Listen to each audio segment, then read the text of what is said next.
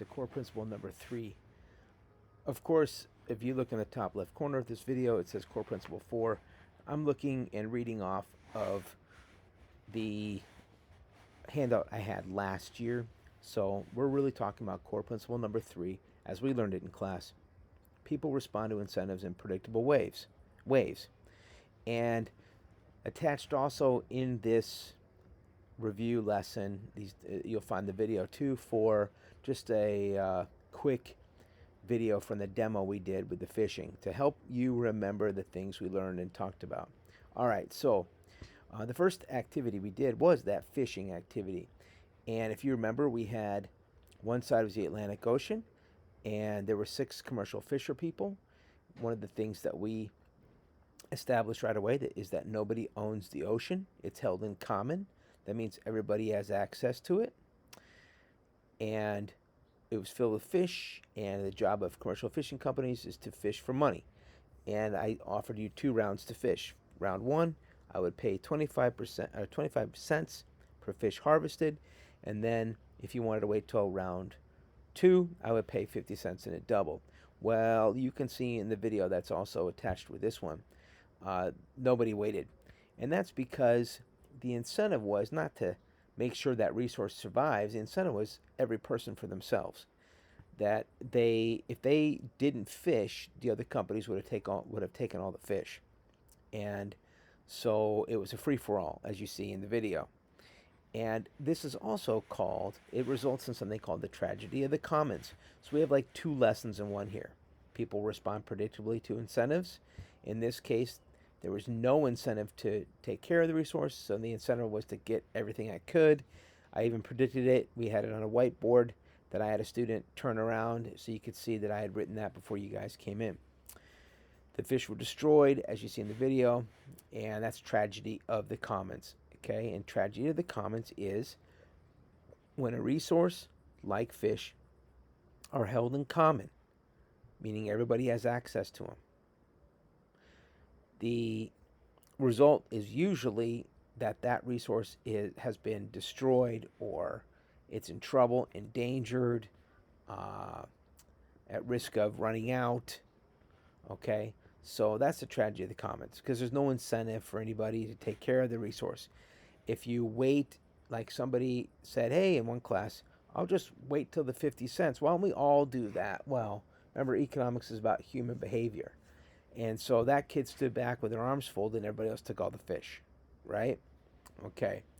So just a reminder that incentives are rewards. They can be positive. They might even be negative. And I gave you that example in class about somebody having a job in which they were told, look, you have to sell $1 million worth of this product for our company, and if you do, I'll give you a $100,000 bonus. That's a positive reward. Or a negative reward. Hey, you got to sell $1 million worth of this product for our company, or you're fired. Okay, so that's a negative sort of reward. Okay, incentive. All right, and you should know all about the open fishing. Oh, I forgot. When we flip that board over, as you seen that, well, you don't see that in the video, but if you remember from class, we divided part of the ocean up, and everybody had a fish farm. And everybody started with 1 fish in the fish farm, and I did the same thing. 25 cents to harvest in the first round, 50 cents if you wanted to wait till round 2, and then I added another layer. You could wait till round 3 and see what happens. And so in all these years, nobody's ever, I think all the students kind of get it, nobody's ever harvested a fish in the first round, because the incentive is to wait, because they're going to get more money. Remember, we make choices that are in our best interest, right? So in that second round, every class had a couple of people that harvested for 50 cents because they just were unsure about what's going to happen in round 3, because I just said, let's see what happens. Well, round 3 came, and I asked the question, what's the point of a fish farm? Everybody said to grow and multiply the fish. I said, okay, there you have it. And so everybody got more fish, which means they got more money in the end. And the people who harvested their 1 fish were a little sad, but then they kind of learned a little bit from that. Okay, so kind of wrapping all this up, and we'll talk more about the incentives. All right, that's kind of a big deal. Incentives are huge. in our free market society. Absolutely huge. I offer you guys incentives, all right, for things in class. We're just kind of accustomed to that in our economy. All right, we'll talk more about that later. So with the tragedy of the commons, here's some things that you may or may not have written down last time. If you haven't, we will write about this in class, our next class. All right. So we looked at the pictures there. Dirty rivers, dirty parks, dirty public bathroom. We all see that. We know why, because there's no incentive for people to take care of these things. They believe somebody will come along later and try to clean it up. They don't own it. Because they don't own it, they don't really care. Unfortunately, that's the way of the world. Now, just a reminder about what this tragedy of the commons is. When some kind of a resource like fish is held in common, everybody has access to it, the resource tends to be mistreated or abused. And the final thing we did in class was we looked at the John Stossel video about tigers. Why do we have so many chickens and so few tigers? It actually is a really good video looking at the power of, honestly, private property rights. When you give people a chance to own something. Remember in the video, they own bison, own rhinos, to own a resource.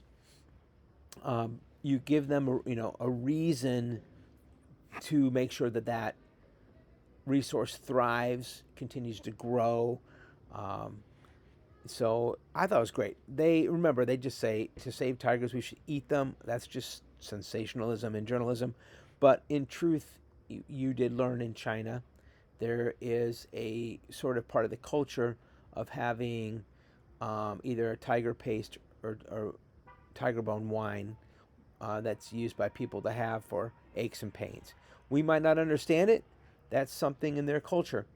Okay? The point is, 1 billion people are in demand of that. And because of that, that's why the international ban did not work. Okay? If you need to see that video again, it's a really good one. Just kind of, it's just backing up everything we did with that fishing video.